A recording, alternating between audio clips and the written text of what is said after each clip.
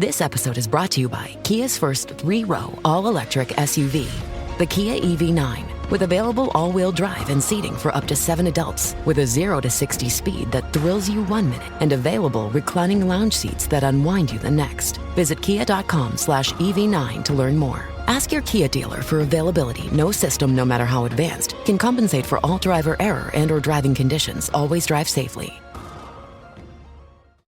Join me, 48 Hours correspondent Erin Moriarty, on my podcast, My Life of Crime, as I take on true crime investigations like no other. This season, I'm looking into the labyrinth of crime and secrets within families. I'm cutting straight to the evidence and talking to the people directly involved, including investigators and the families of victims. Listen to My Life of Crime with Erin Moriarty wherever you get your podcasts. Gone in 60 Seconds, the most year 2000 movie of all time. God. That music, that opening music told you right now. Guess what year it is? Moby. Yeah. Oh, it was Moby. That's right, Moby. The story behind that album is actually kind of interesting. He was handed a box set CD of a bunch of old slave hymns. Oh, my God. We're recording, right? We are recording. Yeah, we're recorded. So. Oh, my God. Yeah, and then he just turned all those things into that album play. Old slave hymns? Yeah, that's why Big Sally Up, Big Sally Down. Yeah. You know, that's like, they're like slave hymns. And same with like... Hey, my honey, come back sometimes. Exactly. It's all slave hymns. Couldn't tell you one Moby song. Oh, yeah, you can. No, I couldn't. Yeah, you can. You've definitely heard, how does that one go? You know, dun, dun. I forgot what that song is called. That album was huge. I'm not saying I haven't heard Moby before. I'm just saying I couldn't name a song. Like, yeah. No, I mean, Southside with Gwen Stefani? Sure. That's true. You couldn't name it, though. That's the problem. I get what you're saying. I don't know the names of any of his songs, but I know the songs. Yeah, like I probably know the songs, but if I heard it, I would be like, oh, I think that's Moby. Like that wouldn't be. But now if I listen for old slave hymns, then I guess I'll know who to go to. There's a podcast called Heavyweight that Gimlet puts out, and the first episode is about that. It's about the guy who gave Moby the CDs with the slave hymns, and how he feels like he kind of, you know, didn't get as much credit as he. Oh my God! What a Stugatz over here. Yeah, he's very Stu. The Stugatz is strong. I could not imagine spending 3 hours on something that I didn't like after 10 minutes. You don't like it. You are a weird individual to keep watching. What are you, nuts? You dedicated a week of your life to dislike something? Get a hobby, knit something, go for a walk.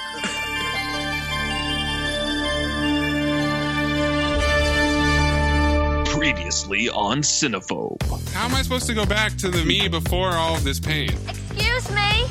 We're new in town and we've never had sex before. Would you give us a hand? I would have rather seen his cock. Out of the way, Bobby! This episode in this movie exists. You bet your sweet ass I saw a lawnmower man. Oh, Teddy. I'll call some guys from my neck of the woods. We're not talking, Brooke, about a couple of queens who know a few grapples. We're talking about Polacks that don't have a goddamn future. You have a stupid heart and a stupid brain. Regular Einstein. You think I'm a coward? You're wrong. I'm not a coward. You're the coward. I'm not a coward. I love cocaine. I do it all the time. I'm sorry, you guys. I don't mean fag like homosexual. I mean fag like retard. I got nukes shooting out of my dick right now. I've got so many nukes. Dick Nukem. I mean, look at this buffet of ass. Mouth to dildo to ass to ass. High branch, anal beads. I'm the goddamn talent, Maze. Look, Gene, I've never told anyone this before. My head! But I can suck my own dick. And I do it a lot. 1038. This movie is shit. You don't know shit. Holy shit, bro. I had the same note, too. And I swear to God, both of you guys are the biggest fucking liars in the world. Howdy. You should have saved this for the train. All right, au revoir, Lubin. Lisa, solid. Oh, I mean, why don't you just be like a regular person and dream about regular threesomes? Like clones. Give me some soul kisses, baby. Hey, beautiful. What? Oh, dang. Oh! Oh!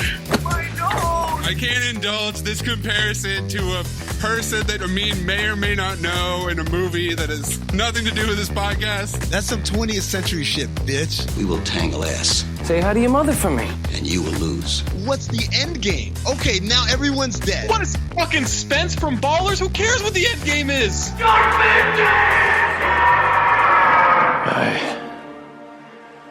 am Wrath. McCavity!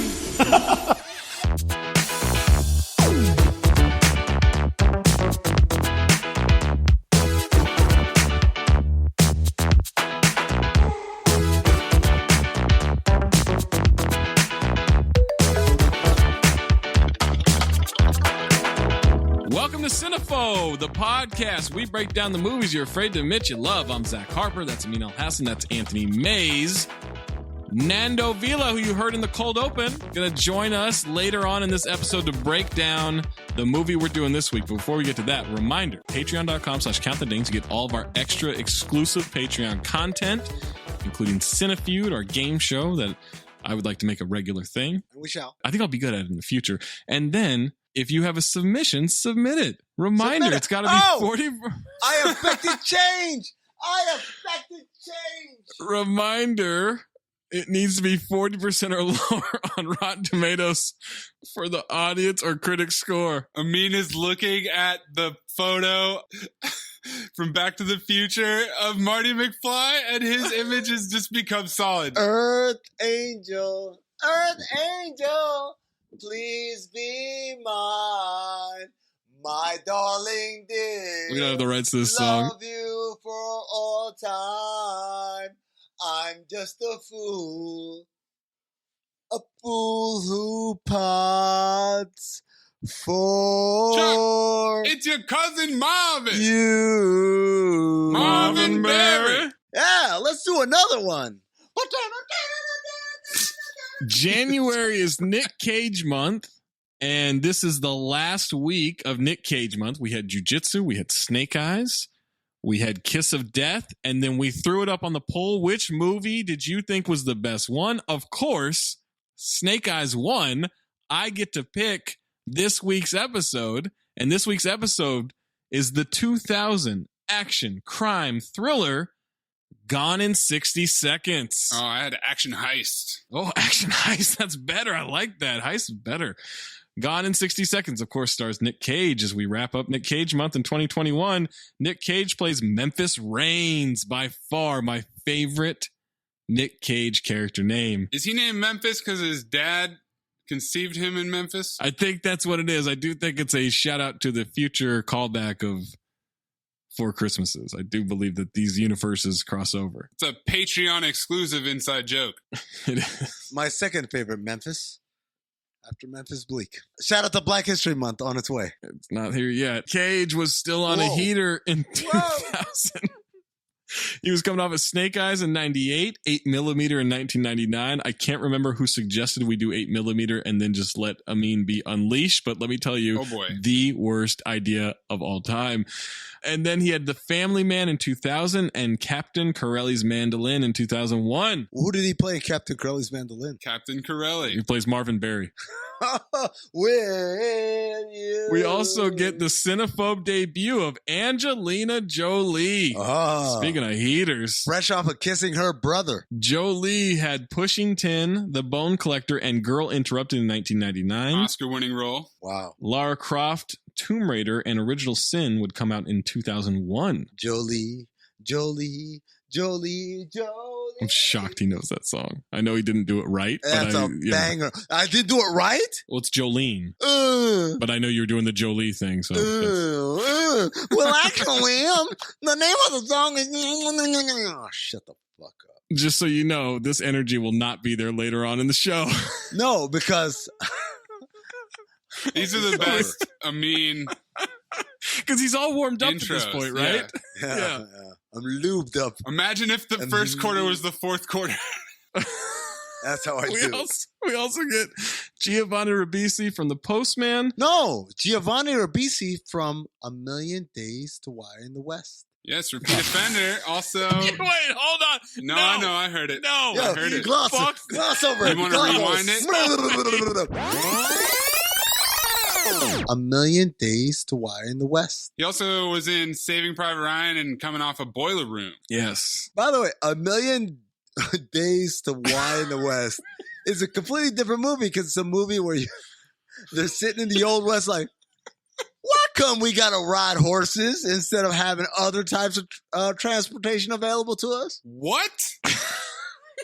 Can we just get through this shit? Why come I got to put my tobacco inside my lip instead of rolling it up some papers and smoking it? This is not what this movie is like at all. A Million Ways to Die in the West. A Million Days to... you fucked me over. God damn it. Yeah, that's May's problem there. That was definitely his fault. So Giovanni Ribisi, repeat offender, also from The Postman. Scott Kahn from Varsity Blues. And Boiler Room. And Hawaii Five-0. Ocean's 11 the next year. William Lee Scott from Butterfly Effect. I don't know who he is. Bullethead. Will Patton from The Postman. Armageddon and Remember the Titans. Delroy Lindo from Romeo Must Die. Malcolm X. West Indian Archie and Malcolm X. He's great. Timothy Oliphant from Live Free or Die Hard. 3 years before Deadwood, he's a nobody in this movie. The Mandalorian. Chai McBride from iRobot. Boston Public. And Undercover Brother. There you go. Future Cinephobe. Boston Public. Boston Public, yeah. No, he was the fucking principal in Boston Public. I know. I didn't have Amin being a Boston Public head. I didn't have Zach knowing who Chai McBride was. Fuck you, buddy. I've seen iRobot like 8 times. Thank you very much. Go fuck yourself. Black History Month. Not yet. Repeat offender Robert Duvall from Four Christmases. Yeah. Repeat offender Vinnie Jones from Swordfish. Yeah. It was Lock, Stock, Two Smoking Barrels, Snatch, Swordfish in this movie. So downhill basically the whole way. And James Duvall from Independence Day. James Duvall. Not to be confused with Robert Duvall. Future callback. And Christopher Eccleston from 28 Days Later, The Leftovers, bunch of stuff. And Master P from No Limit. Oh my God. No, from I got the hookup. Holler if you hear me. Also from the Toronto Raptors. And the Charlotte Hornets. And also from being a Little Romeo's dad. Big Romeo? Big Junior, Little Junior. Gone in 60 Seconds, directed by Dominic Sena. Repeat offender. You know Dominic Sena's work from directing Janet Jackson's Rhythm Nation music video, Janet Jackson's If music video, and of course Swordfish. H.B. Halicki has a writing credit for this movie. He wrote the original 1974 version. Scott Rosenberg gets screenplay credit here. Scott wrote Things to Do in Denver When You're Dead, Con Air, High Fidelity, Kangaroo Jack, both of the new Jumanji movies, and Venom. Solid career. Synopsis for Gone in 60 Seconds. A retired master car thief must come back to the industry and steal 50 cars with his crew in one night to save his brother's life. One last job. Tagline. Lock your car or it may be gone in 60 seconds. That's terrible. He said it. 2 others. Cut to the chase. I like that. I wouldn't mind that for this movie. They could have cut to the chase a little bit earlier. This movie was exceptionally long. Ice Cold. Hot Wired. No. Isn't that the tagline for the Vanilla Ice movie? Cool as ice. Yeah. $90 million estimated budget here. Holy shit. Grossed 101.6. Holy in the shit. US. I mean, 237.2 worldwide. There's some movies you don't even have to tell me how much it grossed wherever. I just know it did well overseas. Overseas, like, oh, he is stealing cars. Oh, I like that Lamborghini. It is very nice. Oh, my goodness. What is this accent? Oh, Angelina Jolie, she's a very beautiful woman. And that's it. That's all it takes. How many countries are you in here? All of them. What is this? It's called the global box office, Zach. It's not called the... Global box office, bitch. It's not the Qatari box office. It's the global box office. Before jumping into this movie and listening to the rest of the podcast, for me, Gone in 60 Seconds is available on demand through the Bravo app. Yeah, that's where I got it too. Are you serious? Amin? Are you guys fucking serious? I'm serious. It was a struggle, but... Yeah, I had to watch commercials, but it worked. It said it was the edited version, maybe? Yeah. And I was worried that one of you guys would find something Same. that I didn't see. You guys watch this movie for free. Through Bravo. I looked it up by every means necessary. Every means necessary? No, don't make any puns about my name. Because here's what happened. Would it be a mean thing to do? It was available nowhere. It would be a real hassle. I looked it up. It said on Just Watch, the app that we watch all whatever the fuck. It says go to Direct. Okay? What's happening I'm not okay. I'm not okay because it says DirecTV subs, and I'm like, cool. I'm a DirecTV sub, and I went to DirecTV and I searched Gone in 60 Seconds, There was nothing on demand, but it said, hey, we're playing this movie on channel 254 on February 1st. And I'm like, that's nice, but I can't wait till then. I have to watch it right now. And so I said, well, I guess I have to rent this. So I go to Amazon because I like renting things through Amazon. I don't know why. And I start. And I'm like, huh. Oh, no. For a movie that I know came out like in the 2000s. 20th century, bitch! This seems very old-timey of an intro. Oh, no. But I understand that sometimes movies like to do this. They like to do like it's the old-timey intro because this is the old time as the start of the movie. And then it'll say 20 years later, and it'll take us to the beginning. And so I'm like, okay. Apparently in 2000, this movie was the first one to start. And I was like, kudos to them. You know what? I didn't give it enough credit going into this. I thought it was going to be a dumb action movie. But no, they're really going like super artsy with, we're starting this thing back in the day. And about like 10 minutes in, I realized, I don't think I'm watching the right movie. So I hit back on Amazon and then I looked at it. It says Gone in 60 Seconds, 1974. Oh, no. Yeah, I paid $4 for the wrong movie. So then I had to go back and rent the right version. You should be able to be like, yo, I fucked up. I meant the other one. Not 10 minutes in, like, because most dumb motherfuckers who watch movies are like, this ain't the right one. And like 2 seconds in, they can tell Amazon I picked the wrong one. But my dumb ass. With the dumbest motherfucker. Because exactly. I'm the stupidest motherfucker. I'm like, oh, I'm watching this. It must be artsy, blah, blah, blah. And clearly that. So like 15 minutes in, you can't tell them I picked the wrong one. They're going to be like, shut the fuck up, you liar. So I just got to go back with my tail between my legs and pick the right one and watch this god-awful movie. Is this the worst of the rental war casualties? Yes, because it wasn't, if all of you guys had rented it and then I mistakenly rented the wrong one. Yeah, whatever. Right. But like the idea like, oh, this shit was free. What are you doing? It was on Bravo. Like, really? This means private rental war. Against myself, apparently. Gone in 60 Seconds receives 26% from the critics on 139 reviews on Rotten Tomatoes, 77% from the audience on over 955,000 ratings. Amin, would you like the positive or the negative? Fuck, I want the negative after what the fuck I just went through. Negative review. At this point of time, my thought on critics not liking stuff is, then turn it off, you fucking weirdo. You have so many options. People who watch an entire project to hate on it, man, it is so weird to me. David Anson of Newsweek. What's missing from Gone in 60 Seconds is anything new. There's a been there, done that feeling to the Enterprise. It's a remake. Felix Vasquez Jr. of Cinema Crazed. Junior. It's loud, pointless, and tedious, and almost ruins a classic crime flick. Almost? I mean, how did it compare to the first 15 minutes of the original? I like the original better. I was into it. That was the problem. I was like, oh, wow, like they're really getting into this shit. Richard Corliss of Time Magazine. In this film, we learn that it takes 8,000 pounds of pressure to crush a car, but only one credited screenwriter, Scott Rosenberg, to pound out such a lame script. Ironically, there's more than one. Mark Halverson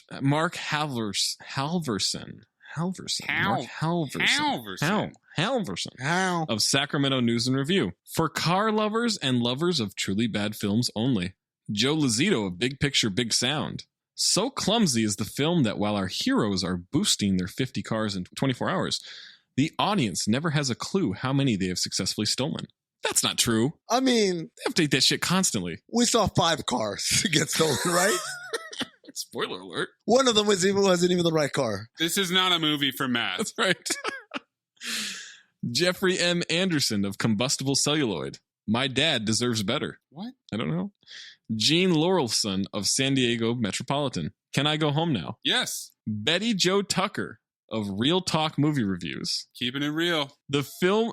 Amin, are you muted or just checked out? What's going on here? He's mad still. I spent $8 to watch this movie. You know why I say that story? What? Bravo. Fuck you. And by the way, that's triggering on a different level because my father, a long, long time ago, but it's about somebody who told a really bad lie and got caught in it. And then the person who caught him in that lie would just respond, no, bravo, bravo, which means no, bravo, bravo. Oh, that's just so, like a very condescending bravo.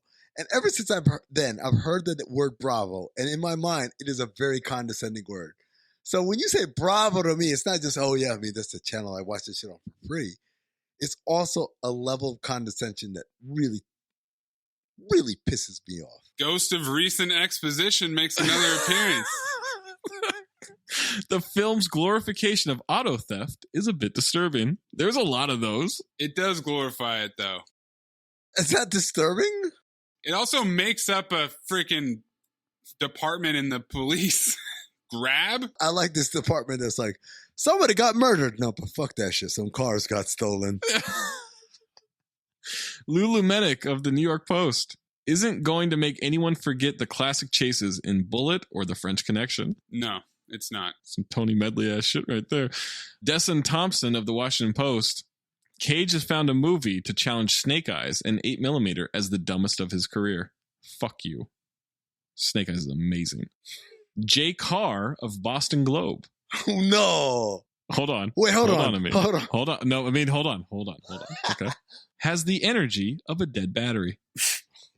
Oh, my God. Jake Carr. His name is Carr. It's a movie about cars, and he makes a car pun. On brand. And he's from Boston. Well, you know what that means. He's racist. Car. Exactly.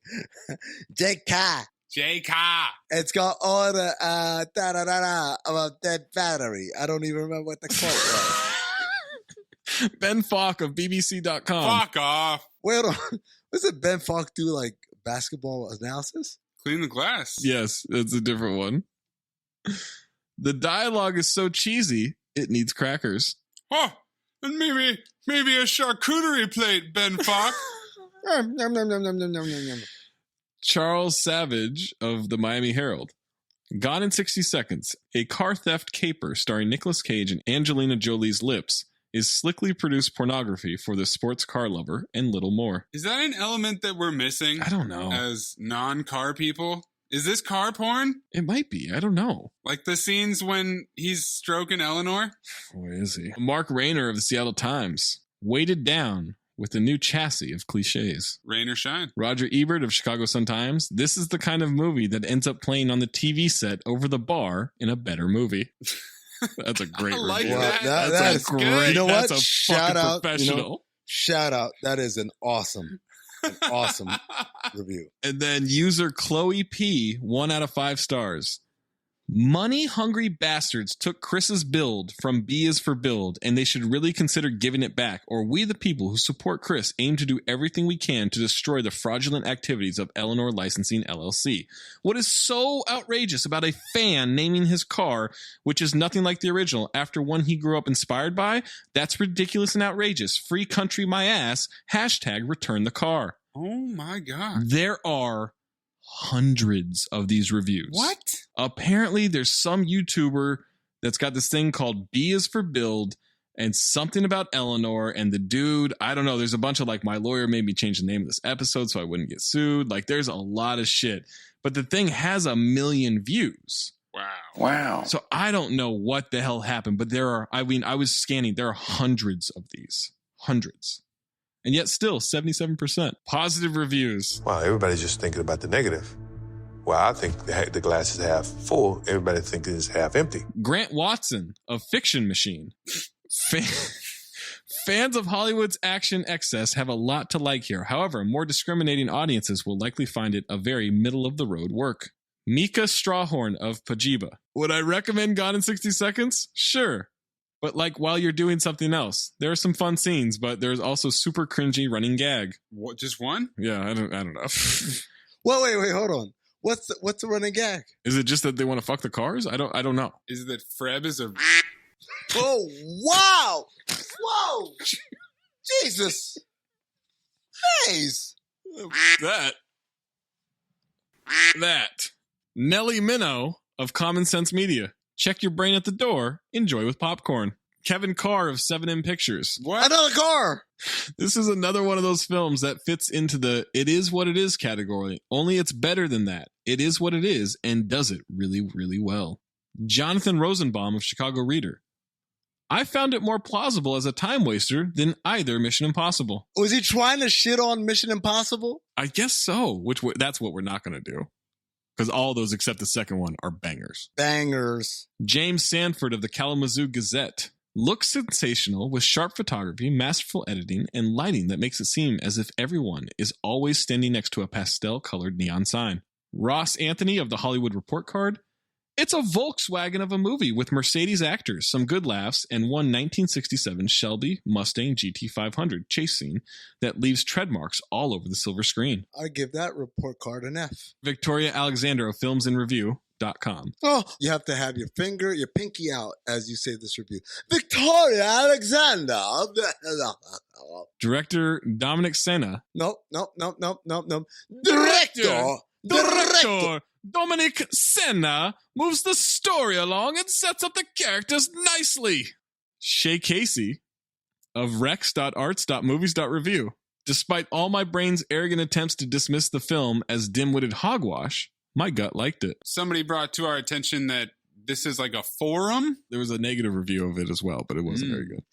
Last two. Robert Roten of Laramie Moviescope. That's what he wrote in. Hey, you stole my joke. This is like bumper cars for grown-ups. There is a lot of collisions. There's not a lot of driving between the lines. Last one. User Stephen H. 4 out of 5 stars. Critics don't care if a movie is just fun. This movie is fun. Where else do you get to see a dog eating a license plate? This movie's not fun. That's what he points out? Yeah, and dogs eating anything are not fun. None of that was fun. All right, we're joined now by our special guest, Nando Vila. You know him from Woke Bros on Bomb. Yes. Thursdays. Yep. He's sitting there with Big Waz. Yes, sir. Talking politics, talking the big inauguration. Mm-hmm. Obviously, the co-host of Weekends. You're a man about media. You know, that's what we all are these days, right? I mean, even if you're an accountant, you're doing media. We're all doing media. We just kind of do it more than everyone else. Nando's like more serious. We're idiots talking about bad movies. Nando's talking about real topics. Yeah, well, are you not on this podcast? I mean, I'm an idiot. I'm an actually profoundly unserious man. I don't actually consider myself. You delve in the serious, like yeah, you delve in the serious. We delve in a whole month of Nicolas Cage. Wait, well, what's the difference? Honestly, I'll trade places with that any single day. Actually, I mean, this isn't a video, but I gotta show you guys. You see this pillow? Oh, I got one too. Oh my god! Yeah. Oh, I don't have that one. I've got the face-off one, not the Con Air one. Oh, it's fantastic. Oh, he's going to take his face off. Yeah. Right. Nando, what was the worst part of the inauguration and why was it Garth Brooks? Well, I mean, the funny thing about the Garth Brooks thing with the inauguration is that the Biden campaign at least felt like a nostalgia trip for the 90s. We're just going to go back to the 90s in so many ways. And Garth Brooks was in the inauguration, the Black Eyed Peas, just people who are not like culture hasn't progressed since the 90s and we're gonna stick there. Like the way MAGA was like a nostalgia for an imagined past of like the 1950s or something, Biden campaign was a nostalgia for the 90s. And so Garth Brooks is like the quintessential example of that. We all work with Waz on some level or some project. What is your experience working with Waz? He's not going to listen to this, so you can say whatever you want. Yeah. I love him so much. I mean, honestly, I think we vibe very well. Like we have a good like 1-2 punch. You know the vibes is what you're saying? Yeah, you know the vibes. Yeah, the vibes are high. YKTV. Yeah. I actually had him over this weekend for, we hung out in my backyard. I made a paella. And man, the best thing about Waz is that when he starts drinking, he just doesn't stop. And like when we did, unprofessional. Yeah, totally unprofessional. Like when we did the Michael Brooks live show, rest in peace, in LA, it was me, Mike, and Waz. Waz got so plastered on stage and was just saying so many inappropriate shit, so much inappropriate shit, and the crowd was just eating it up. I mean, I knew him, and I'm like, dude, Waz like is fully blacked out right now. Yeah. When our Chicago show, I was standing in the back because we start off with the bomb segment. And so I was standing in the back and there were a bunch of like, writers from The Athletic and everything that were at the show and they're all standing back there. And at one point, one of them looks over to me. He's like, how does Waz get away with saying this stuff? Like this is going out, right? I was like, yeah, probably. He goes, how does he get away with that? I was like, I don't know. He's Waz. Like it just does. Like that's just what it is. Yeah. No, you got to appreciate it. You got to appreciate it because I'm definitely way more careful than he is. He just goes out and says it. Like, yeah. Okay. He's just raw dogging conversation constantly. Yeah. That's his whole MO. There's no careful, there's no protection or anything. He's just going for it. What is your connection with Gone in 60 Seconds other than it being a very old feeling movie? Well, I remember it really well from when it came out. Like, I mean, I was born in 1985, so this movie came out when I was 15 years old, and you're in high school. You're starting to become more savvy to like movies and the things that are out in the culture. And I just remember this movie like very, very, very well. That it was just a perfect movie of its time and place, I would say. And like the Cage thing where he goes like, okay, let's ride. Like that was like, yeah, I just remember that image very, very well. So revisiting it now as a fully formed adult was interesting. I was just shocked that I was like reciting lines, even though I haven't seen this movie in 20 years. But I was shocked at how much it stuck with me. Amin, have you seen this movie before? No, I hadn't seen it. I remember when it came out, and then Fast and the Furious came out like a year later. Yeah, a year later. And I thought it was a sequel to this movie because it had all the same rhythms. And I was just like, oh, I guess like they changed the title. And then it took me a while for people to explain to me, oh, no, this is a different movie. Didn't watch that. Then I watched Fast and the Furious Tokyo Drift. And I was like, yeah. That's the one you've seen. Yeah. You skipped one. You skipped Too Fast, Too Furious, right? There was a one in between. Future Cinephobe. Yeah. They're all future Cinephobes, aren't they? No, not all of them. No, get out of here. Fuck out of here. Are you serious? There's some great movies in there. Some bad ones, too. Don't make us do Fast and Furious month. Oh. So I'll quit the pod. I mean, the latter Fast and Furious are like shockingly good. From 5 on, like 5 is like one of the best action movies I've ever seen. I'm good. And that's when The Rock gets involved. Yeah, once they finally got up to speed, got in gear. I'm all right. Right. Yeah. Get it? Yeah. They got the right amounts of Fast and Furious in that one. That's why Vin Diesel hates The Rock, right? Because his franchise got good once The Rock came in and he got Pretty jealous. much. Funny enough, spoil a little trivia for the end of this episode. Timothy Olyphant was originally supposed to be Dominic Toretto. Ooh. Turned it down, then they went to Vin. Wow. Very different franchise. There's no franchise. Shout out to Vin Diesel for his expert multi-ethnic look. He can play white guy, play black guy, whatever. He's Vin Diesel. Expert. I don't know what he is. Right? I don't know. Is he Latin or like Middle Eastern? I don't know. Vin Diesel's black. Okay. Do you guys know his real name? Yes, Vinathan. He was one of the guys in Saving Private Ryan, and you know, in World War II, the armed forces weren't integrated yet. So historical inaccuracy there, yeah. Oh, he played a white guy. Oh, he was doing whiteface. His real name is Mark Sinclair. It's not Vinathan Diesel? It's not Vinathan. No. Vinathan, I think, is his middle name. No, it's Mark Sinclair. It's not Vindru either. Vindru. If it was Indian, it would be Vindru. Amin thought that Mandy Patinkin. Mandy Patinkin's full name was Mandrew. Oh, man. Let's dive into this perfect encapsulation of getting into the 21st century. A lot of 20th century bitch vibes, I mean, that get carried and introduce us to the 21st century. You know what's funny? No. The 20th century bitch vibes exist in the 20th century. And the 21st century ma'am vibes exist in the 21st century. But the year 2000...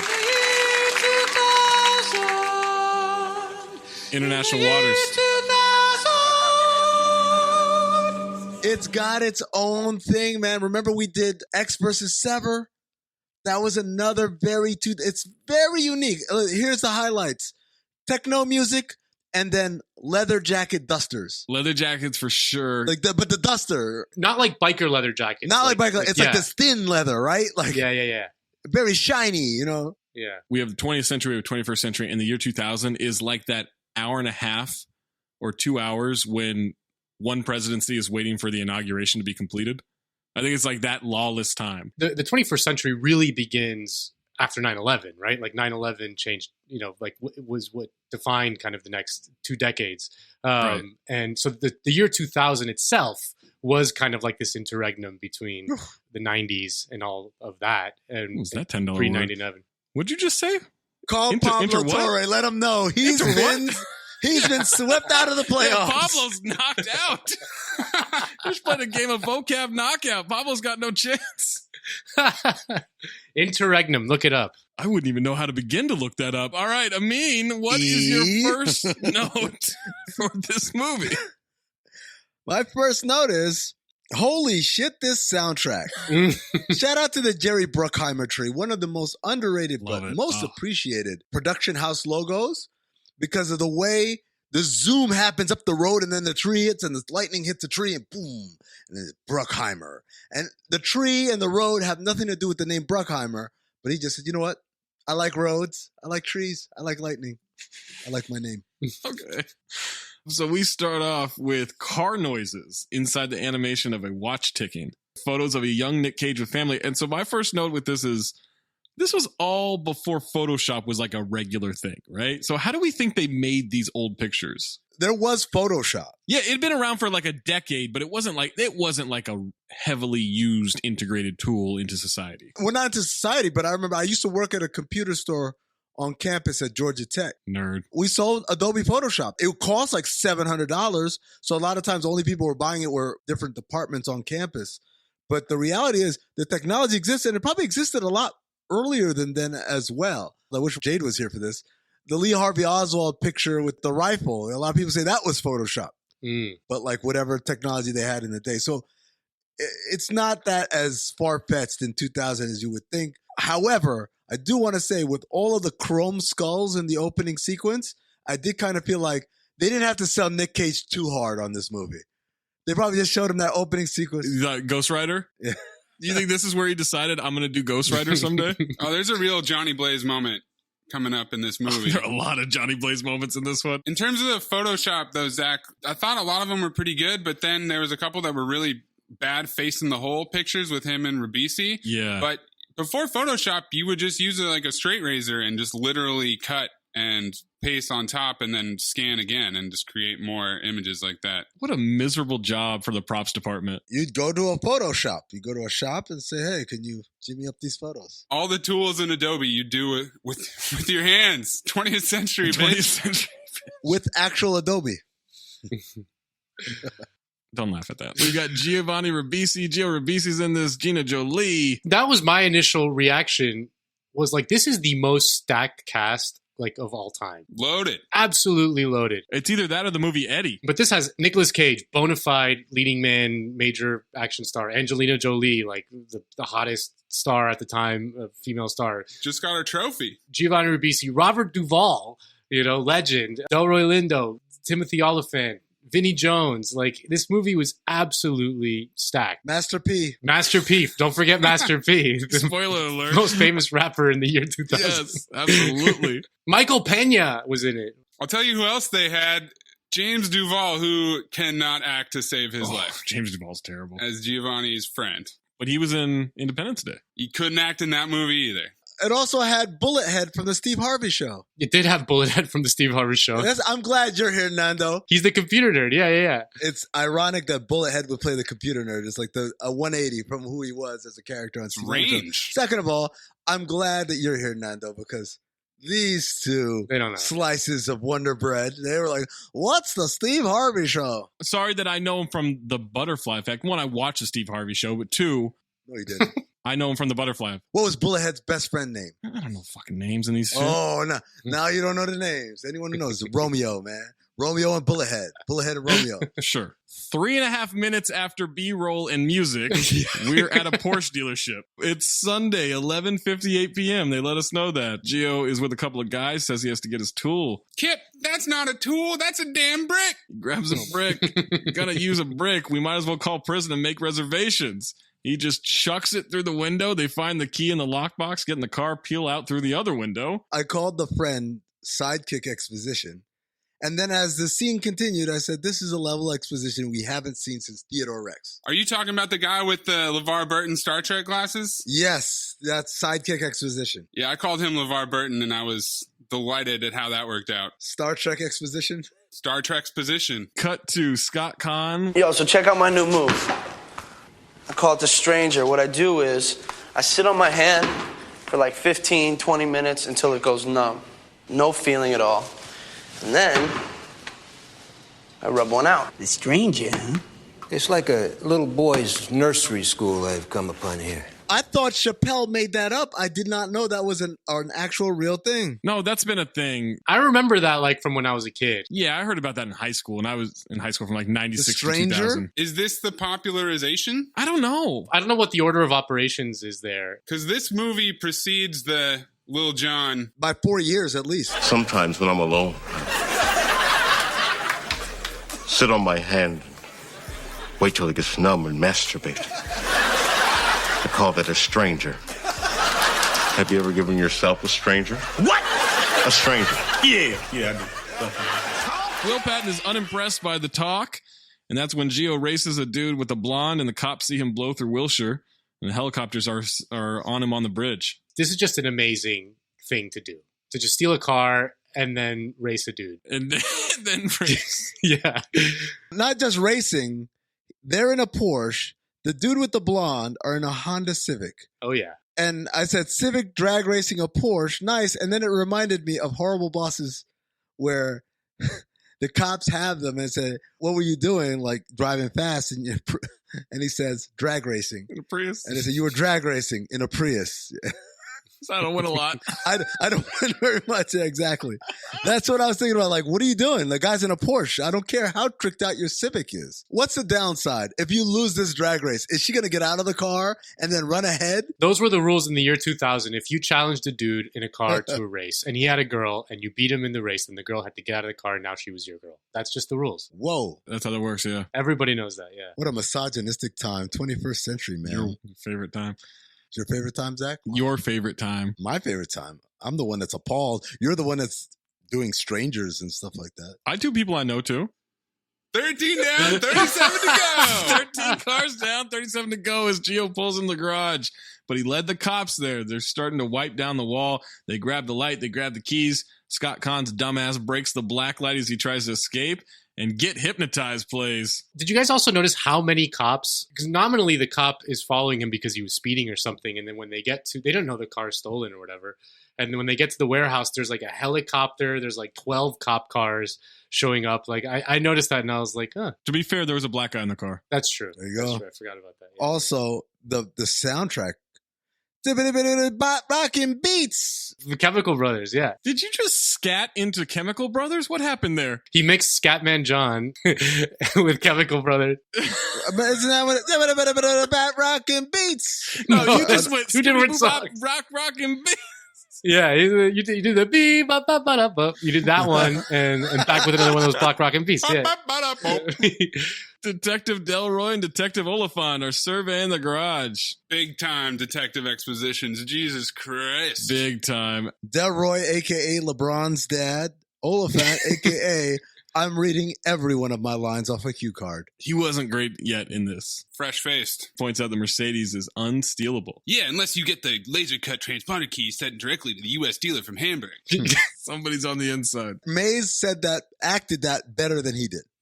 My man read that off of a cue card, I promise. No, that's a line from Delroy. Oh, is it? Yeah. Yeah, racist. Do you want to recant? Well delivered by Delroy. Mays, you suck. It's not Black History Month yet, I mean. They're impounding the cars for 1 month, even if they belong to Tom Cruise. And that's when Delroy notices the black light glass. Chekhov's shattered black light. Now we're Monday, 2:15 p.m. Nick Cage says control, vision, and determination are the three fundamental components of the new generation race car driver. Remember, the car is you. You are the car. Reveals it's talking to kids in go-karts. Tommy, I don't know what that was, but it wasn't driving. And that's when Will Patton, a.k.a. Atlee, pulls up, asks if his pit crews are paid in Oreos and gummy bears. I mean... I made the note that my dream is to be so good at something, I can retire somewhere in the middle of nowhere and then have people try to recruit me back to that thing I used to do. A common theme in many movies where it's like some dude was the best to ever do this. At the height of his powers, he walked away. And then he goes and he moves to the middle of nowhere. They track him down to recruit him to do one last job. It's great. Yeah, I mean, that one last job for you will not be podcasting. All right, Cage says that he folded, and Atlee knows that. Atlee goes into a character I like to call Ghost of Exposition Pass. Oh, my God. Holy shit. Oh, man, we find out all about how Kip took a job. He fumbled it. He's jammed up. Big boost. Nick didn't know that he had graduated to a crew runner. The new job is for this guy named Calitri, who they nicknamed the Carpenter. And let me tell you, the nickname of the Carpenter never comes back up. What was this? No, it comes back up right at the end. In the most nonsensical blink if you didn't notice. He's literally a carpenter. Remember in the final showdown, Nick Cage holds up a chair or something and he's like, no, please don't destroy that. Yeah, he was super horny for furniture. He respects wood. Yeah, he does. It's like, ooh, he's bad. They call him the Carpenter. But it's like, no, it's not because he like uses tools to torture people. It's because he actually builds shit with wood. He's also running all the dark ponies down there now. It's a full-on devil came down to Long Beach trip. He's bad. He's real bad. I like that line. A real devil came down to Long Beach. I like that. I was amused at all of the ways they tried to make Calitri sound like a real badass. Yeah. He's not. They tried so hard. They needed a better villain or a better actor for this. Atlee says that the Carpenter even scares him, and then Cage just turns sideways so we get a profile shot with Atlee worried in the background, and it's over. It's very artistic. I dig that. Kip is handcuffed to a steering wheel, and a forklift picks up the car. And we're at Exeter Salvage and Steel. This is a very Jerry Bruckheimer location. Oh, yeah. I feel like all of his movies have like sparks and random flames all over the place. Oh my God, yeah. Smoke's coming out of pipes. People doing hard labor. He meets Memphis while bemoaning how boring baseball is, and Memphis' rep precedes him. After he left, auto theft in the South Bay went down 47%. What? Some big numbers. My next note, are they in a wood shop? I was very confused at this point. He's the carpenter. I mean, come on. Duh. I'm ashamed to say that I did not pick up on that at all. It's like, why is this guy walking through all this wood right now and talking about like, I like this one. This is a nice, like, what's he talking about? Why is this relevant? And it wasn't until Nando just said, oh, he's the carpenter. I was like, oh shit, that's right. It's very much a blink and you'll miss it type of thing, little character detail about the villain who only comes in right at the beginning and right at the end. Yeah, if you blink for an hour and a half, it's gonna skip you right by. They've been thrown out of England, thrown out of France, but they're thriving in the U.S. He gives Memphis a list of 50 cars, and I hate your country. They need all 50 by 8 a.m. 4 days from now for $200,000. That doesn't sound like enough money to me. No. Yeah, $200,000 for 50 luxury cars. That comes out to $4,000 per car. It's like less than 2%. One of them was an Escalade and a CTS. Not bad cars. Oh, but hold on. Come on. That was when the Escalade first came out, though. So that was a really big deal, Zach. Like, the Escalade was a big deal in the year 2000. Two Americas. In the year 2000! $4,000 per car. I did the math. I was like, so everyone working on this job was taking home $400 per car stolen. That just doesn't seem like the kind of thing that would make you say, oh, quit your job as a driving instructor. And have a crew of like 37 people. So many people. It's not worth it at all. They'd said 2 million, 5 million, whatever. I'm like, all right, you can divvy that up for 4 days work, but $200,000, that's it. Yeah, each guy got paid $5,000. Memphis just wants his brother. Kip was hired for $10,000 advance. Memphis gives it to him, and he doesn't want it. He wants the cars he promised to deliver. It's a humiliation if he can't deliver what he said he could. He says something, my friends down in Venezuela or something won't be very happy. Like he says, South American friend, yes. He made it clear that the people he's selling to are some South American people who you do not want to mess with. No, not at all. Am I an arsehole? Do I look like an arsehole? Yeah. Memphis says yeah, and then he throws the money in Memphis's face. He says he's retired. This guy loves woodworking. He made a coffin. It's his first one. It's meant for Kip. The coffin was like the punchline to his threat. I'm like, fucking carpenter, man. Real on the nose there. You're fucking carpenter. The best part is that Atlee looks at Memphis Reigns and he has like this, I don't know what the fuck he's talking about. Look, like he didn't get it at all. Like, what do you mean? Like a coffin? What? Like it flew over his head. And he's looking at Nick Cage like, I guess he's just crazy. It takes 80,000 pounds of pressure to crush a car. And then he takes him out to Kip. Cage takes a gun from a dude as they start to crush the car. He pulls it on the carpenter. You've got 30 seconds to consider your options. Shut it up! 1, you kill me, they kill you, your brother dies anyway. 2, you lie. You accept the job, you take your brother, you run. I hunt you down, I kill you, I kill your brother, and I kill your mother for the aggravation you've caused me. 3, You accept the deal. You steal some cars, you make some money, and you be a big brother. He's British. Option 1. And did not sound British. Option 2. He's using his own natural accent, by the way, which Option 3. Option 3? This movie has a villain problem. The only thing that he's got on him is that he's going to kill his brother, but then he lets his brother go? Right, you just get out of town. He threatens also to kill his family. Take the mom with you. Yeah. It's not that No, complicated. it is a serious villain problem because he doesn't like up the stakes at any point. You know what he doesn't have, I mean? Leverage! Leverage! He takes the job. 72 hours until the cars have to be delivered. Kip is making breakfast, and Kip is a horrible cook. He spills half a salt bottle in there. He pours beer. Was he cooking eggs? Yeah, he's cooking eggs. Other than penne alla vodka, I've never done like alcohol in my food. That's where Amin eats pasta and just drinks vodka. That's what. That's where he drinks vodka through a penne as a straw. Yeah. No comment. All right, Memphis puts out a kitchen fire for him. Which is a metaphor. I'm supposed to believe that they not even know each other, but they're brothers. Because there is no chemistry between these two right now. Kitchen's on fire. Yeah. Giovanni Ribisi's look is also just perfect to just like the slick back hair and the goatee is just a very like that guy is a criminal in the year 2000. He's a great actor. Well, he's a Scientologist, so yeah. Is he? Oh yeah, big time. Why are they all good actors? Isn't that a thing? That's how you get ahead. Elizabeth Moss, she's a Scientologist. She's a good actor. Yeah. Wow. Yeah, Giovanni Ribisi. I mean, I just rewatched Avatar. Oh my god. Giovanni Ribisi's performance in Avatar, like the script is like very, very bad, and his dialogue is always very like expository and bad. But he like sells it so hard that it actually kind of like I was like impressed. I was like, yeah, Giovanni Ribisi's a good actor. Yeah, he was good in Pocahontas. Yeah. Detectives are pressing a dude named Fuzzy. All he knows is the delivery date. They want a name in 48 hours. This dude will show up once more. Really doesn't add anything to the story. Fuzzy. Memphis shows up to a diner where his mom works. He brings her flowers. Cops see him there and radio to tell like a firecracker. Like your son. Castlebeck just walked in the cafe. Mom says that Kip met some people and it changed. He lost that sweetness. And I love this exchange. That actress is Laura Palmer's mom in Twin Peaks. Oh, that's right. When he walks in, there are two cops. One of them like picks up the phone and says, tell so-and-so he'll never believe who just walked in. And I said, wouldn't it be more straight to the point as a cop to tell him this is who walked in rather than play this guessing game through a third party?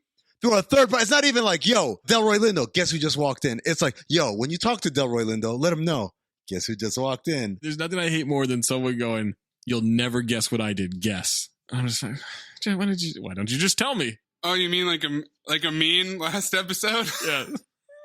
What did I do? Which Sam Jackson movie did my friend recommend that we do? Because I wanted you guys to guess the one we were actually reviewing at the time. I thought that was pretty straightforward. Okay. Tell me. How deep in is he? Deep. Can you get him out? It means doing things. Things I told you I'd never do again. Sexual tension like a motherfucker. What? How deep is he? Deep. No, I mean, it's a mother and son. Ever heard of a guy named Oedipus? Yeah. Ever heard of him? You know what, Nando? You give that man the respect he deserves. He wasn't Oedipus. He was Oedipus Rex. King among kings. But yes, there was a very sensual conversation between a mother and her son about her other son being in too deep and how can you get him out. I promise this isn't the vibe. Things I said I'd never do again. That is textbook sexual tension. You're watching a Bruckheimer film. This isn't Pornhub. Bruckheimer film. Oh, boy. All right. Memphis walks out, and Oliphant and Delroy are waiting for him. They are quick. Said he's in town for a Lakers game. Heard they got Shaquille. They want to go? Guess not. Delroy tells him some blabbering conversation he had with a cop. He lost a bet. He's pissed off about it. He does that thing where he's like, there was this job that I busted and whatever, and it smelled like you, but it didn't have your, I don't know, sense of style or something. Panache. Yeah, your panache. Yeah. Before that, he does let him know that, like, man, now I got to go back to my wife, and now you're giving me problems because I got to explain to her how I lost $200 on a dumb bet. And then Timothy Oliphant said, yeah, Timothy Oliphant. She's mean? And he's like, what? I wrote, they're definitely not getting a radio show. I don't get it. It is the most inside joke ever. It's so inside. Literally, there's only one other person in the world who gets this joke, and it's Zach. That's a good joke. Not arresting Memphis was the bug up my ass. Yeah, there's some banter here. Oh, my God. He threatens to put him away for good. Delroy Lindo, historically, the greatest. I'm ready to say he is the greatest at threatening someone while smiling. Oh, he's fantastic at it. Also, he's got an all-time incredulous look. Yes, because it's also a smile. He does that thing where he blinks when he's incredulous. Like, what'd you just say to me? And he's blinking, you know? Yes. Yeah. Oh, it's so good. By the time you get out, asshole, there won't even be cars. I'll be cruising around in your little spaceships. That's going to suck. He is horrible in this movie. I thought he was baked. He sounded high out of his mind. He did sound high out of his mind. I'm telling you, if you watch him in this and then go watch him in The Mandalorian, it's literally like, anything else. How is this the same person? If I were him, I'd say that was Josh Duhamel. How did he get offered Dominic Toretto off of this? We find out that Eleanor mentioned is his prized possession, the one that he needs the most. And don't talk about my wife. Memphis comes to see Robert Duvall, and his mustache mullet combo while also being bald is insane. Perfect.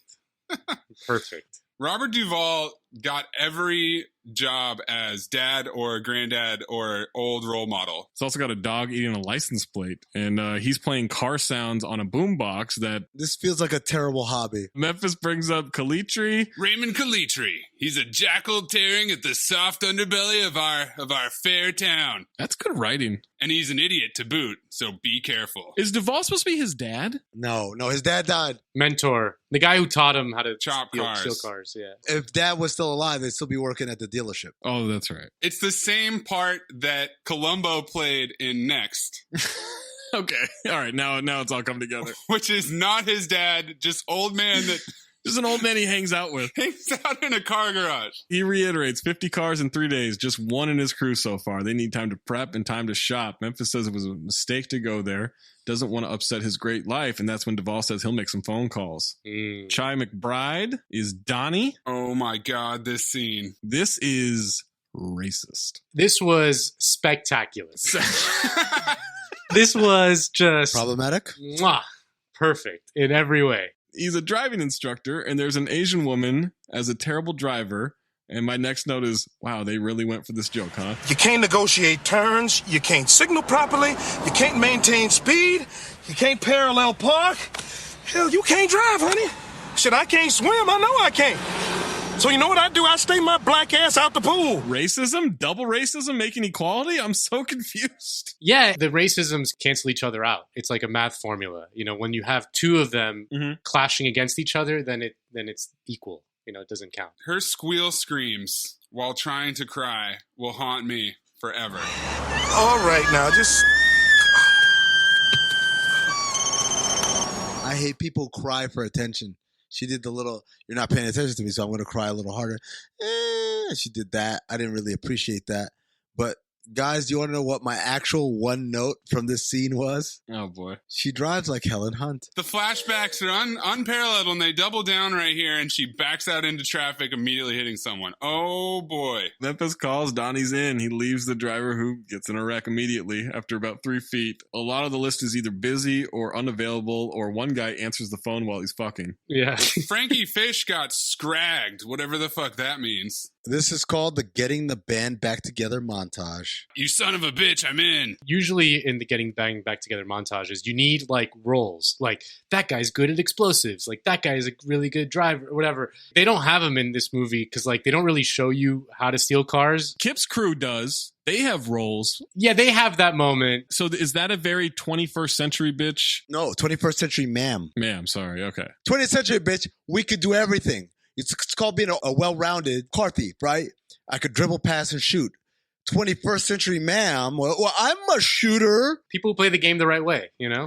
Fundamentals, they got them all down. Bullet Tooth Tony works in a morgue. Apparently he can't talk, but he answers the phone, has to push a button to let him know that he understands. He is in his fucking prime, dude. I love Bullet Tooth Tony. Oh, he's fantastic. You know, he was a professional soccer player. What? Vinny Jones, yeah. Was like in the Premier League. He was kind of like what in hockey, like, you know, an enforcer in hockey. A goon. He was a goon. Wow. Okay, I didn't know that. Dude, they should get him on Ted Lasso. Oh, that'd be great. They should. I mean, it's a crime that he's not in it. Cage rolls up to Angelina Jolie as she's working on a car. My next note, file.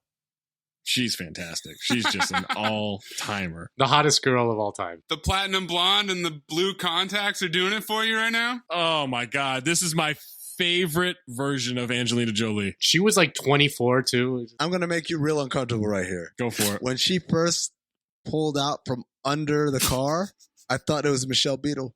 I was like, what is Beadle do? Oh, wow. Okay. Why does that make me uncomfortable? I barely know Beadle. That's your friend. Okay. All right, so now I'm uncomfortable now. Yeah. Thank you.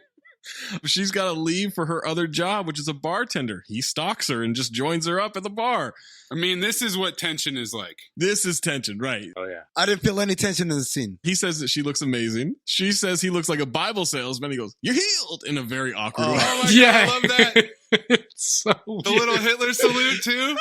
Yes, but I felt like that was very realistic because if you knew a really hot girl and you were trying to make her comfortable and she said that to you, you would probably say something like, "Oh, yeah, I'm funny. I made a joke off of what you said," but with zero the confidence of someone who's like confident in that scenario. I appreciated that. I thought that was pretty good acting. I'd be willing to bet almost all the money that I have that line, that "you're healed," was an ad lib and wasn't in the original script. Has to be. Oh, definitely. You know, that was just like Cage being like, "I'm going to try something here, okay? I'm just going to try something in the scene, okay? Let me do this." And then he just does that. And Whoa. Hold on a damn minute. That's a really good Nicolas Cage. What? Fucking 50 minutes into this thing. You're just now pulling this out? Yeah. What am I telling this story for? You should be just going through this line by line. Doing the Nick Cage. My next note, she's a terrible bartender. Awful. She's drinking before the other guys are drinking. Just ignoring the patrons. Cage buys a dude's drink, walks out, and that's when Master fucking P rolls up on Memphis outside the bar. Oh, shit. Get out of Long Beach tonight. He should have gotten the 50 car order. Then he punches Memphis, and I wrote, he kind of hits like a bitch because Memphis just ate it. Master Exposition swings on him. Then Memphis hits him, hits another dude. They finally gang up on him, and that's when a window breaks on Master P's car. It's Bullet Tooth Tony. Sphinx. He lights a rag in the gas tank. The car explodes. He walks up. He clocks 2 guys. He wrecks 2 more guys. He hits another one. More cars explode for no reason. The scene's over. 3 cars explode. Were those an accident, or did they actually mean to blow those cars up? The first explosion triggered the other explosions. But I kind of felt bad for someone who was inside the bars. Like, man, I've had a long day. Can I get a Miller Lite? I can't even get a drink from this bartender. And it's like by a shipyard, longshoreman. You hear a and then you hear like, "Oh," and then you run outside and they're like, "My 1992 Toyota Celica just up in flames." My Mitsubishi Lancer is gone. Yeah. I knew I should have gotten the fucking insurance renewed this month. Memphis tells Kip he never did it for the money. He did it for the cars. Gleaming in Marina Blue, Sunfire Yellow, Marlboro Red, begging to be plucked. Yeah, there's sexual tension between him and these cars. Memphis Reigns has definitely fucked one of these cars before, right? Master P's gang, A++ on diversity hires. Very diverse. Oh my God. Oh my gosh. They got a white guy. They got an Asian guy. They got a Hispanic guy. He's the leader. He's the black guy. Like, they would absolutely be the darling. It's woke. Yeah, super woke. Ahead of their time. But then as we transition to this new scene, we get the soundtrack playing a song where the guy says, "I'm going to call the doctor. I'm going to get better. I'm going to run to the priest." And those are all the notes I wrote about that song. I was very impressed. Well, I'm glad we brought that to a screeching halt. All right, Kip says he didn't know his brother anymore. Cage says he'll hit the wall, and the same thing will happen to Kip. Why is Ribisi talking like Ray Liotta and Goodfellas? Great question. We had to do what we had to do. We took what we wanted. It wasn't really a thing. I was like, whoa. Kip, not that smart. No. Kip's a real dum-dum. Real dum-dum. Governor's Regional Auto Theft Bureau, which I guess is a thing. And then I wrote, does Oliphant have an accent he's trying to do or trying to hide? I noticed that as well. It's like he breaks into a southern accent out of nowhere. Out of nowhere, yeah. It's funny to see him this bad. Bad, I mean, really terrible. Donnie and Memphis are going over the list. Shelby's on there. He mentions Eleanor as Kip and his young squad roll up. Kip and Memphis are screaming at each other over the cars, the money, mom. You inconsiderate little punk. But then Robert Duvall talks some sense into him. Pulls him aside, tells him to consider it. Can't be done without him. They need the help. LeVar Burton is called Mirror Man, and he's got the gadgets. Memphis wants to know if they have any skills. We got a gadget guy, we got a driver, we got a computer genius. He can hack into the DMV mainframe. Freb can order pizzas. Yeah, Miguel from Independence Day can order pizzas. Why the fuck is this dude in the crew, especially if he's an awful actor? Just get him out of the movie. Of the same Duvalls? No, they're not related. Wow. The whole time I just thought he was his son. Dealer gave him the keys the other day to a dude built like a boxer. That's Scott Kahn. Duvall says to boost all 50 in one night. Put all your nuts in one basket, okay? Kip says no, play shadow games. Memphis says one night avoids the heat. The exotics are going to be a problem. Kahn says he has laser cut keys covered for the Mercedes. Donnie is at the DMV to get a list of drivers for these cars. He sees Guess who's back? The driving student who failed her test. Is that like a thing you could just get? I thought that was a little suspicious. You just walk in and they hand you all these records. Yeah, it's like, here's the addresses of all these cars. $5 each. Oh, man, it used to be $2. It's like, but for 20 names, that's, it's a lot. Highly doubt that the DMV just volunteers that information. Cage is with the Ferrari dealer, and he's really mouth-banging these sunglasses here. My name's Roger, sir. May I be of some help? That's funny. My name's Roger. Two Rogers don't make a right. Roger, I have a problem. Yes. I've been in LA for 3 months now. I have money, I have taste. But I'm not on anybody's A-list, and Saturday night is the loneliest night of the week for me. Well, a Ferrari would certainly change that. Perhaps. But this is the one. Yes.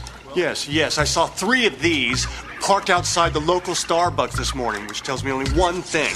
There's too many self-indulgent wieners in this city with too much bloody money. Now, if I was driving a 1967 275 GTB4 cab... You would not be a self-indulgent wiener, sir. You would be a connoisseur. Precisely. Champagne would fall from the heavens, doors would open, velvet ropes would part. I quoted this scene word for word when it happened, and then, I haven't seen this movie in 20 years, but I remembered basically every exchange in the scene. My name is Roger, too. 2 Rogers don't make a right, huh? I've been waiting to be in the room with 2 Rogers before just to deliver that line. Yeah. I've been waiting 21 fucking years for this thing. Dealer has it in a warehouse. What else do you have in the warehouse? I also use the word superb, which I don't hear a lot. Detectives have a tip on the boxer-looking guy picking up the keys of the dealership. Then everyone's at the docks going over the plan with the containers. Angelina pulls up on a motorcycle. Scott Cotton pulls for the keys. Gets dined out. They follow him to Memphis warehouse, setting up surveillance. Duvall and Cage give the cars female names for code over the radio waves. Now they're scouting all the locations. Bullet Tooth Tony and LeVar Burton get teamed up in a really weird odd couple pairing there. Yep. Diversity. Well, it's the one guy who talks a lot and the one guy who can't talk. It's like a reverse Penn and Teller situation. Yeah. Right, yeah. Wow. The small guy talks all the time. Like Jay and Silent Bob. When this is over, I'm going to smoke a joint, watch 2 hours of Roots. I wish I would LeVar Burton. With LeVar Burton, and I'm going to kick your ass. That's what every black person does every day. Wait, he actually said that line, by the way? Yeah. Yes. Wait, Mayes, you called him LeVar Burton off the glasses. And then he paid it off. I was thrilled at this development. Mayes, I would have made a much bigger deal of this. You're right. Clip that. Mayes wins that round. Mayes is right.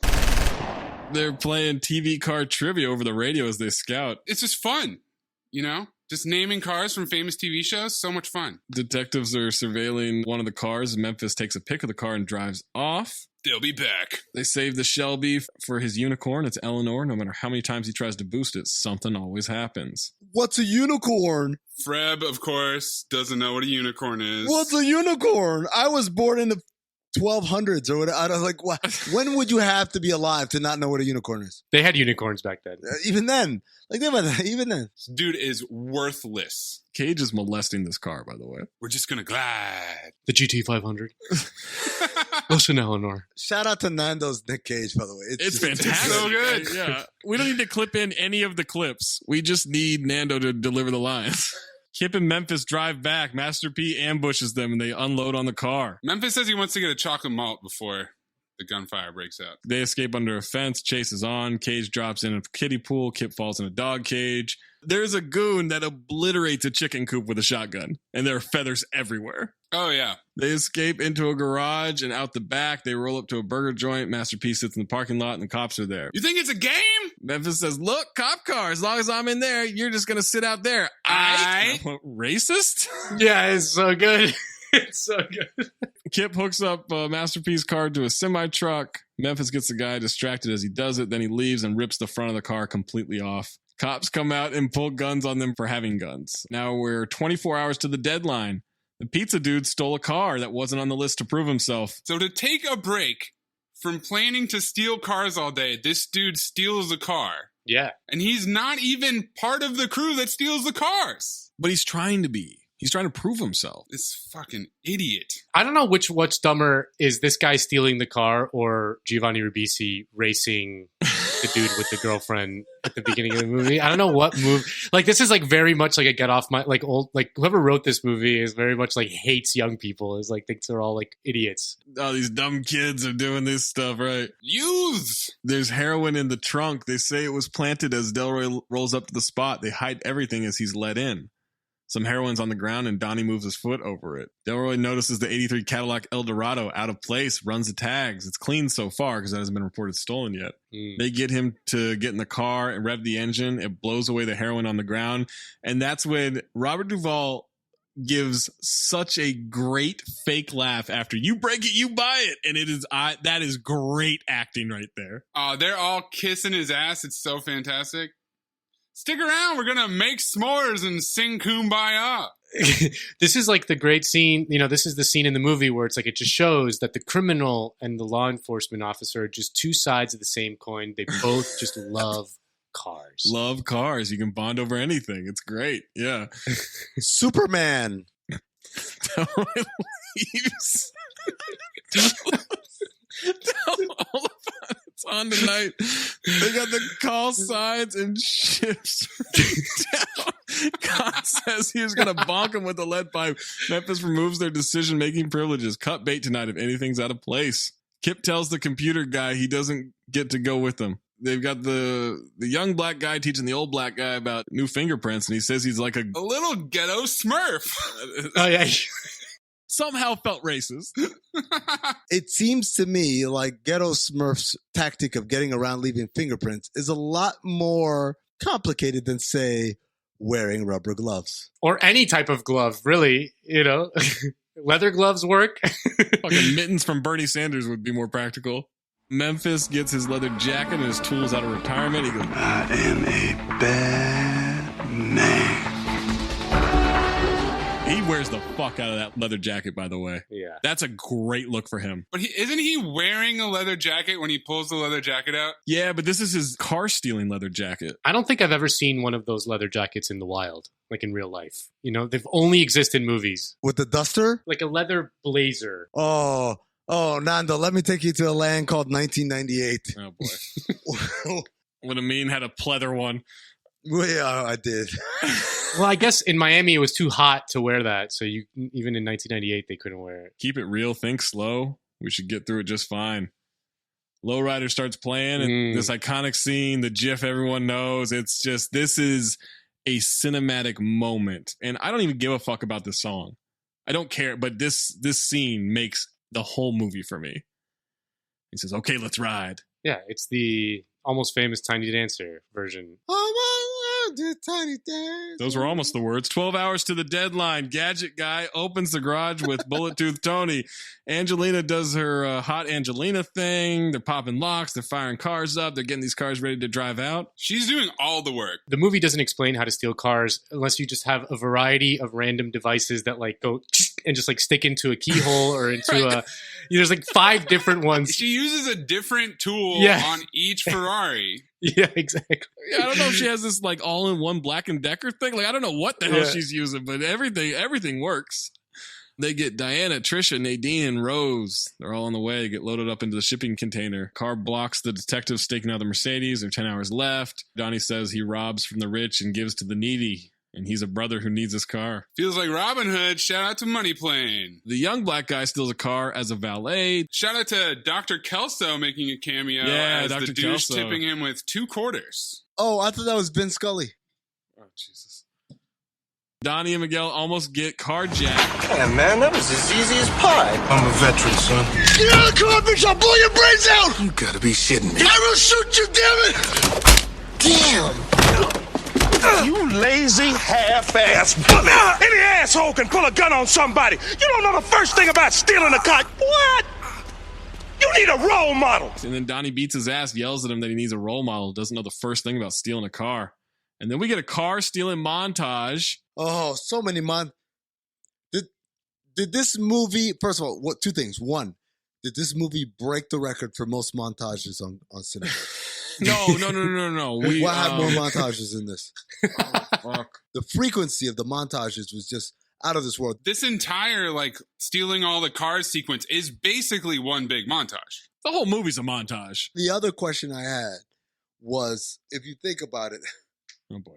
Let me compose myself here. You want me to throw a note in here or you got it? Oh, no, you know what? Go ahead. I just wrote that I couldn't tell if this scene with their naming all the cars that are coming in, it felt either like DMX or Mambo number 5. I couldn't figure it out. Oh, it was definitely Mambo number 5. A little bit of Eleanor in my life. And I like to go with P.D. Pablo. Lisa, Lucy, Chonda, Katrina.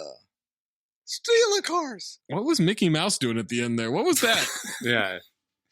That was prickly. I mean, Disney paid for this movie, so. All right, Cage is back for the car and senses the detectives watching him. The Spidey sense. It's so good. He notices that they moved. It's just how good he is, man. He's a tape grinder. Angelina drives him away. They're being tailed. He stops Donnie, tells him that the ladies are dirty. Walk away. The ladies are dirty. In between all this code, he says, come back to the garage where we're doing all of our illegal shit, where the cop has already come and visited us once. What are you doing? It reminds me of the scene from Horrible Bosses 2. They're like, oh, that's a great idea, Nick, over the airwaves. I was like, wish you'd stop using my name. He's like, oh, yeah, that's using the old Hendrix brain. He goes, oh, there's the last name. And there's my last name. So they lose the tail in the driveway. Memphis and everybody with 8 hours left realize the dealership guy gave them up. They need to find a way to get all 50. Computer guy reminds them they have the keys from the police impound stash of cars. We're going to get hectic. Then the dog eats the keys. They're going to go get Alpo and X-Lax. Jesus Christ. There was no need for this. Jesus. Classic dog ate my homework gag. Why not? The stakes were already high. Well, you needed to bring in the Latins. You needed to bring in the Latin gang. Oh, that's true. This is how you do it. Jesus. This whole angle. The dog eating the keys. It's unnecessary. The go get X-Lax to feed the dog. The go walk the dog so it can shit out the keys. You see how big those keys were?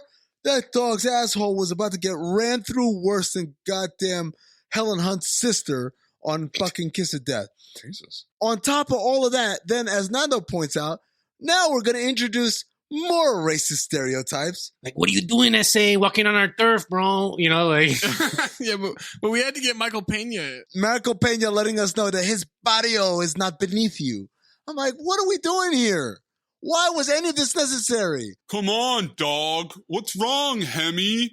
Poop, dog. The guy from the docks tells the detectives about Calitri's order and Kip's troubles. Every time you say Calitri, I think of Khaleesi. I'm sorry. The carpenter. We just call him the carpenter. Carpenter of dragons. You had to point that out. Well, I mean, I let you say it like 5 times before I actually pointed it out. But eventually you had to. I'm just saying that that's a lot of restraint. Did you notice, Zach, how he said he let you say it? Right. He let me. Before he had to say it. That's good word choice there. Angelina tells Memphis they're in a girl car because it's got matching lipstick in the center console. The next time she'll pull out the high heels, the leather, and the pink underwear for him. What kind of girl drives a 71 Dodge Hemi? Your Nick Cage is so terrifying. It's so terrifying. Good. Yeah, what kind of girl wears pink underwear? They're about to steal a Lambo, and that's when they got to wait it out because the owner's about to fuck and can see the car from the window. Oh, yeah. She asked Memphis if he's seen anybody. He says he had a girl once, and she was great. Well, if she was great, why'd he leave her? It's her. Get it? It's like that Vertical Horizon song. He's really talking about himself and her. Oh, wow. Wow. He asked her to come with him, but that would have to be a different person. I am everything I want. I am everything Yeah. I need. That's how that song, there's a little twist at the end of that song. Yeah. What a reversal. That's a tactic I've turned to many a time. Mm. When girls ask me like, oh, you talked to anyone interesting lately? It's like, there was one girl, but she was, and I'll say something about them. Oh, works every time. Shout out to Nick Cage. I didn't even know I got it from you. She couldn't slow down. She wasn't ready. She's straight now because it wasn't the same without him. And I wrote sex position. Hey. Yes. There's a sex position coming up, actually. There's a tap on Khaleesi's phone for murder from homicide. Who cares about Grand Theft Auto? Let's argue about jurisdiction. Why not? What's more exciting, having sex or boosting cars? Having sex. Oh, I'm sorry. Nando, will you please? How about having sex while stealing cars? There it is. That's a good delivery, and that's a good line. Now they're going to fuck in the car. He's just naming car terms and I think fingering her. I don't really know what was going on there. Oh, right, Because it gets in the way. because you wouldn't want to disrupt the synchro mash, right? Or the throttle linkage.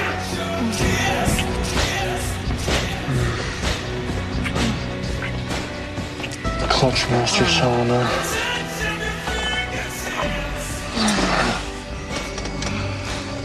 Double overhead camshaft. I can't do this. Just straight inline six. Triple Weber carburetors. Bolted to each other's body structures. Well, it's time to work. Good brakes. Good brakes, too.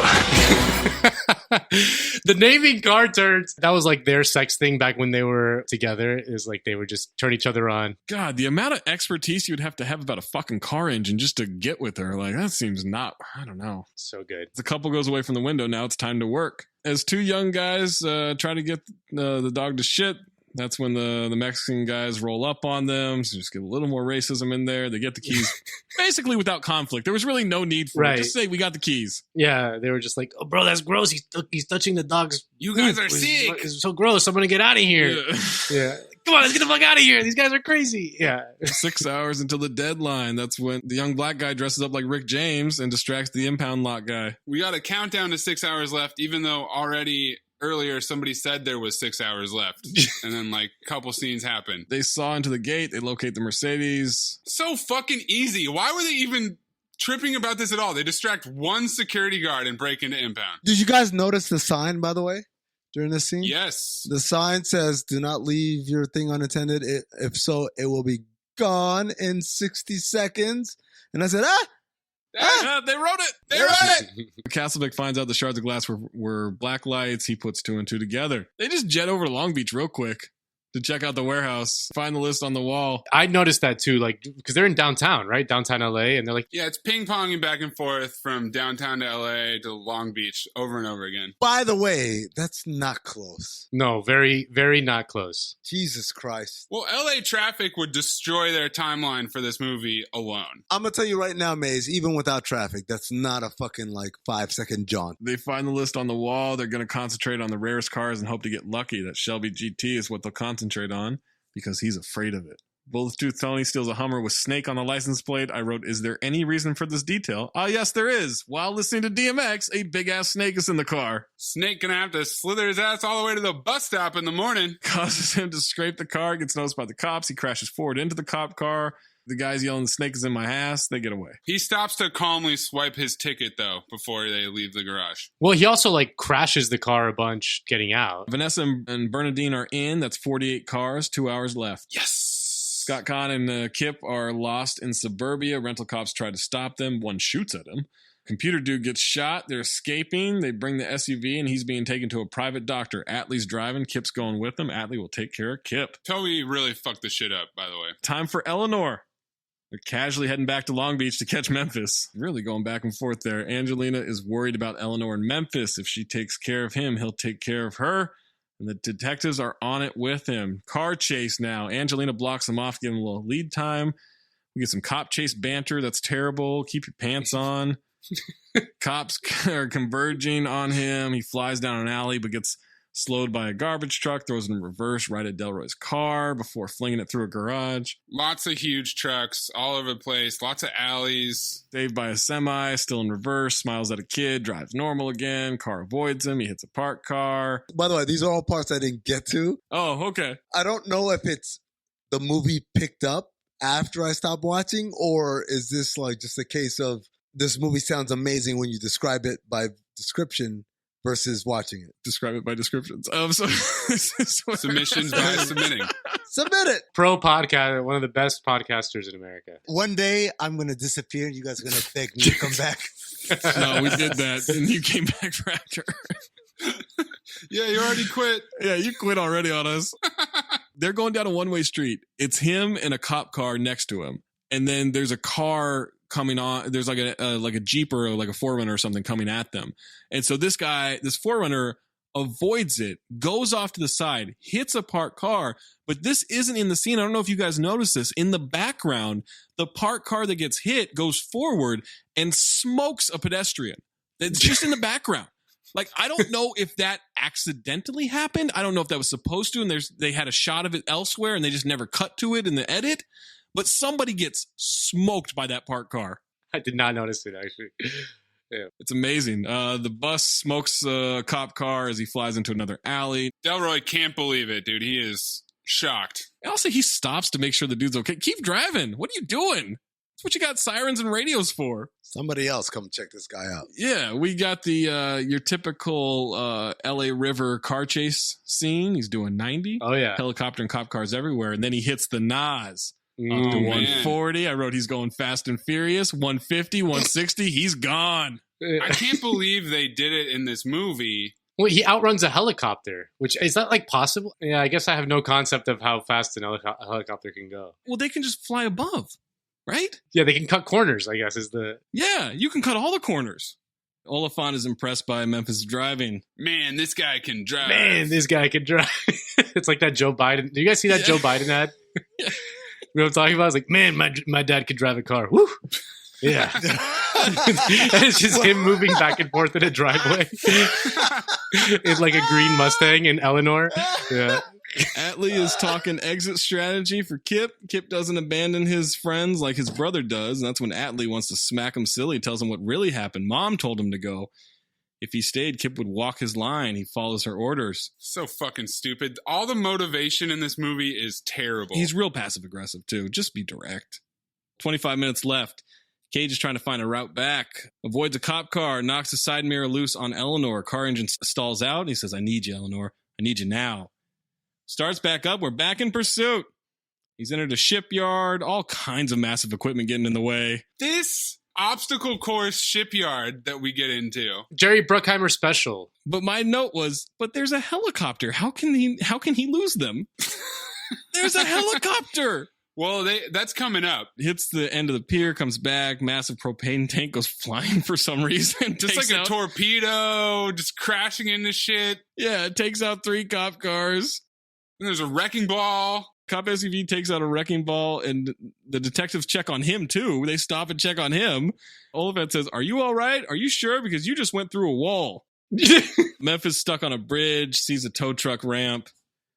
Cops are closing in. They pull guns on him. Then he floors it, and fuck your physics. He clears that traffic. This is the Johnny Blaze moment. He gives the phew look on his face, and it's amazing. Great facial reaction for the end. Detectives can't believe it. And he lost the helicopter by going into a tunnel under the airport, and then there's some radio chatter about like, oh, you can't fly over this airport, and then he's just on the bridge instantly. Yeah, he went through LAX. Crew is wondering where Memphis is. It's 8 a.m. Phone's ringing. Kalitri calls Atlee. 49 cars in, not 50. Time to bring Kip in and settle this. And Atlee lies and says that Kip evaded him. Either Kip or Memphis will do. When it rains, it pours. This fucking clown of a villain, dude. What did he do to this expression? It never rains, but it pours? Like, his complexion wasn't great. So, like, I could say, yeah, like, Nicolas Cage's, so it never rains, but there are so many pores on your face, bro, that you gotta handle that. No, okay, they can't all be winners. I get it. Like, you know what? It was a chance. I threw the Hail Mary. It got intercepted. It happens. They deny Memphis access with Eleanor. Dust yourself off and just keep on moving. Because he's late. This seems unnecessary. He parks Eleanor. Memphis is mad over 12 minutes. I just saw 50 cars for you in one night.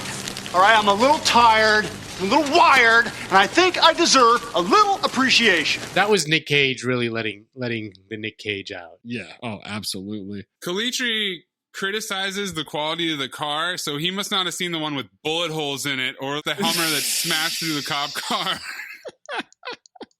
Calitri says it's 49 and a half cars. Well, let's say it's worth 80. Take 80 from 200 and we're even. Yeah, it's like, little body work, it's fine. It's great, you know. Calitri says it's done. Finish. Hits him with brass knuckles. Time to kill him. Shred the car. Detectives are heading to Calitri to hell with homicide. Eleanor gets crushed. Unicorn. As he's about to get shot, Atlee distracts the goons. Kip takes him out with a giant claw. The claw! It's your shipyard shit. They've used every single piece of heavy machinery that you can use in this movie. Memphis starts kicking the shit out of Calitri. Biggest mistake he made was trying to kill him. Calitri's horny for the wood. Just horny for that furniture. Oh my God. Cage breaks a chair he made, pulls a gun. He's chasing Memphis now. Detectives are there. Calitri hears Cage running, almost shoots him. Cage starts to fall off a walkway. He's holding on. Calitri hears a pipe fall from Delroy. Sick pull up by Memphis. Oh, incredible strength. Calitri runs up to Delroy. He says, kill him and his life is over. He says, other way around. Funeral will be on the telly. Everybody out there, pressed and dressed. Guard of honor, 21 gun salute. Stars and stripes on your coffin. Memphis runs up, kicks him off the platform. Kicks him? And he crashes into the coffin below. Oh, that green screen fall, though, man. Oh, the green screen fall is incredible. Chekhov's coffin, full circle. See, because he made his own coffin. Oh, right. It's full circle. That's carpenter. Yeah, the carpenter. Here I am smack dab in the middle of a moral dilemma, Randall. You've torn this town to shreds with that little escapade of yours, you and your Eleanor. But I understand what brought you back here. Brother's love is a brother's love. That's terrible writing. Terrible writing. Do you think it's like a double entendre, like a brother's love, like it's like a, you know, like in Zoolander, the way how black people, yeah. Because in a way, Nick Cage and Delroy Lindo are brothers. I like how You're Zoolander my brother. is yeah, Polynesian sauce. He lets Memphis go. He'll clean this up. Memphis tells him there's a container ship at Pier 14 you might want to check out. Now there's a barbecue with the whole crew. I mean, Fast and Furious really ripped off this movie. Young guys talk about Angelina being sexy, and you can shoot me anytime for that kind of stuff. That's when Bull-Tooth Tony talks. If his unpleasant wounding has in some way enlightened the rest of you as to the grim finish below the glossy veneer of criminal life and inspired you to change your ways, then his injuries carry with it an inherent nobility and a supreme glory. We should all be so fortunate. You say poor Toby. I say poor us. He spoke. Hey, man, I thought you were from Long Beach. Kip brings Memphis a box. It's got keys in it. Duval calls everybody into the garage. It's an unfinished Eleanor. A couple weeks, it'll look like a streamlined butterfly. Kip bought him the car. It's a token for everything he's done. Brotherly hug. Memphis gets in for the ride. Thanks Atlee for what he did. Angelina wants to go for a ride as well. Ride on Josephine plays. Credits roll as the car stalls out, and Nick Cage says, "Don't do this to me." Oh, Eleanor. Some trivia.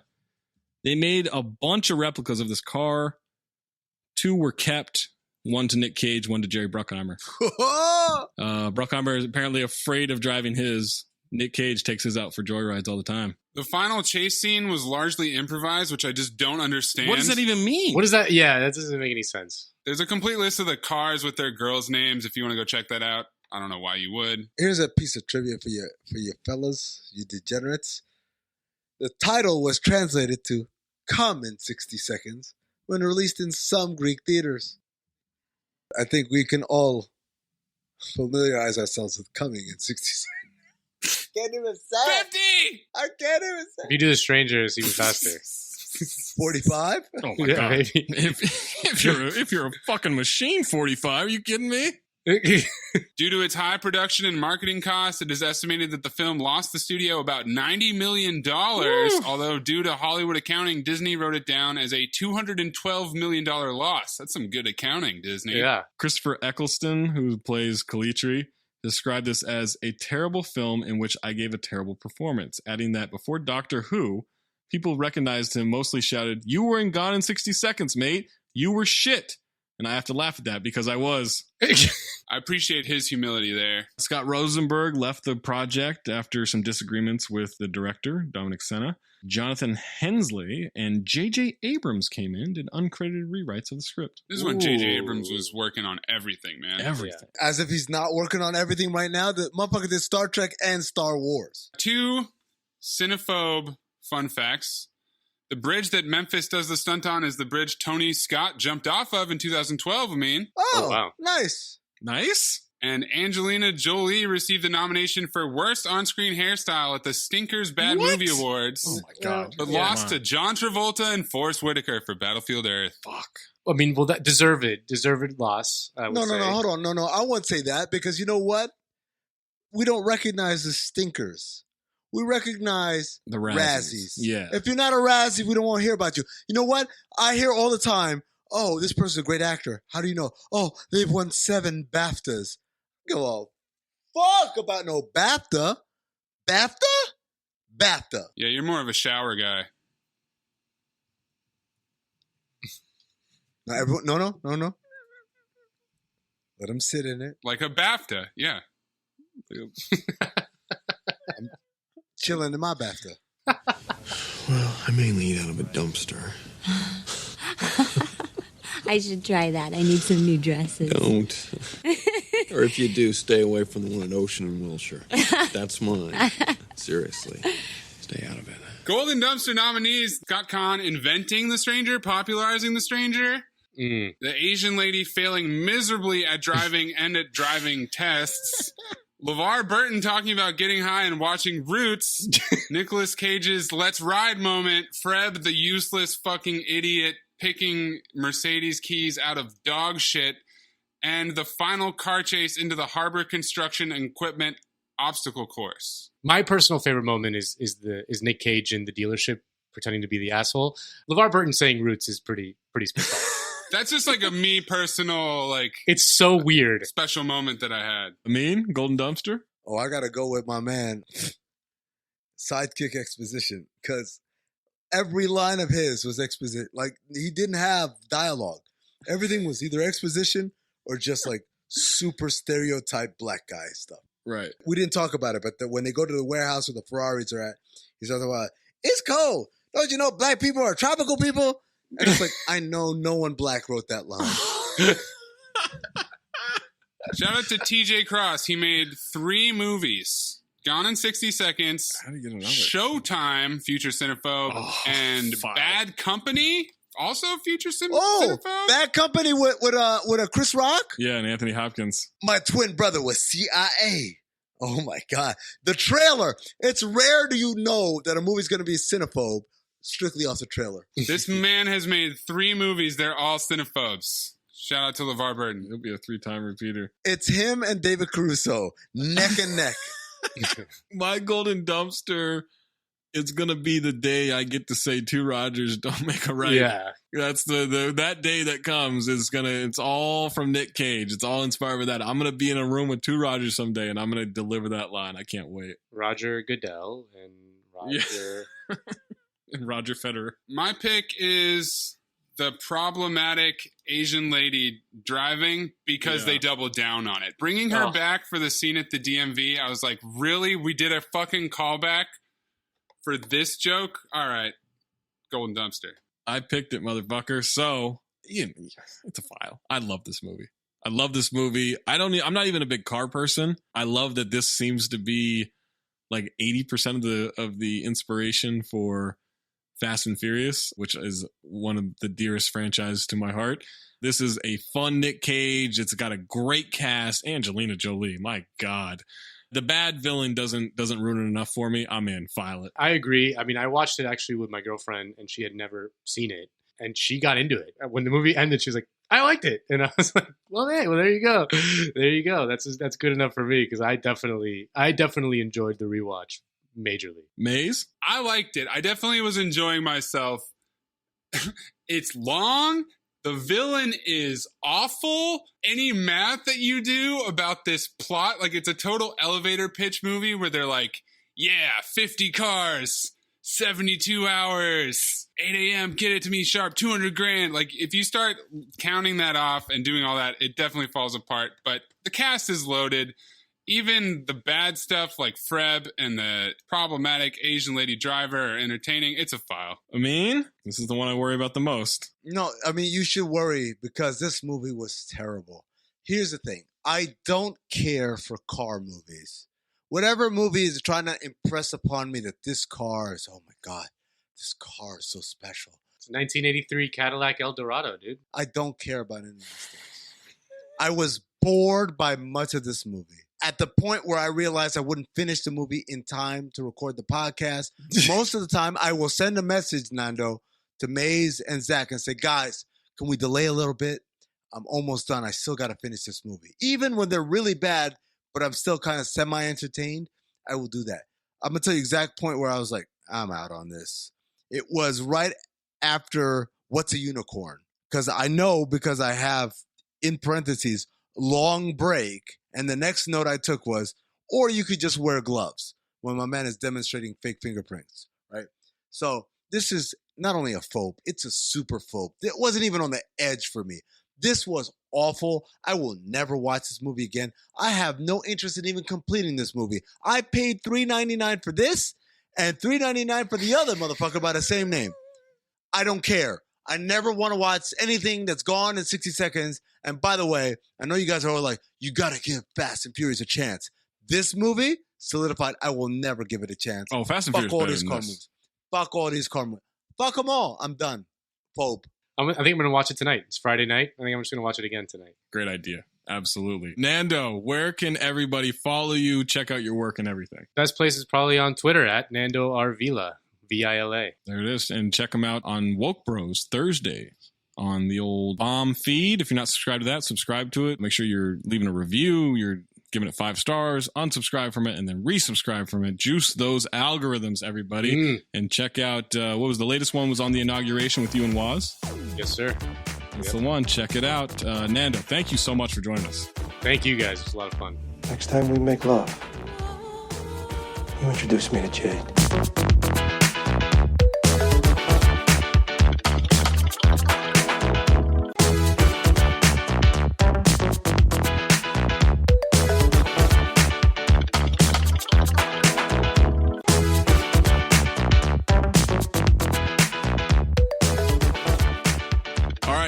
Wraps up Nick Cage month with Jiu-Jitsu, Snake Eyes, Kiss of Death, and Gone in 60 Seconds. February coming up. What do we got? This feels like a trap. What? February just says the theme is black. It's Black Month? Oh! This tie is Black Nut. This tie is Black Nut. Black Month. Amin, what does this mean? It means... This month is not black. First and foremost, it means that I can't be wrong ever. What? You guys have to agree with everything I say. If I make a distinction about a certain white person looking exactly like a certain other white person, you guys have to go along with it. What? You don't get to disagree. I don't like that. Yes, master. What? Yeah. Whoa. Yeah. Oh, boy. Wait. Whoa. We're playing a dangerous game right now.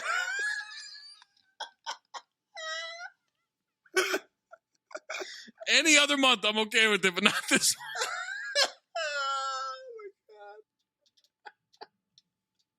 So, I mean, obviously you get first, maybe every pick of this month. I don't know how this goes, but you at least get the first pick. So what do you want it to be for the kickoff? We got to find a better name than Black Month. I don't feel comfortable. I think we'll start with Pride and Prejudice. I'm kidding. No, we're going to start with the 1997 buddy action movie comedy classic. I lived this movie in college. Money Talks. And you know what, guys? What's up? I am guaranteeing right now, guaranteeing, we are going to have a special guest for this episode. That's right. Who's a special guest? I'm torn whether I should say it or not, because this is someone who's a really big deal. This guy has produced and written for a TV show that aired on Comedy Central. This is a guy who has a project that's coming out soon on Netflix. This is a big deal in entertainment. Like, this is real. This isn't Pablo Torre. Whoa. And no disrespect to Nando. This isn't Nando. Goodness. I love them. They're good people. They're funny people. They made our podcast better. But I'm telling you right now, the person I'm going to bring on next week for Money Talks is the most credentialed guest in the history of Cinephobe.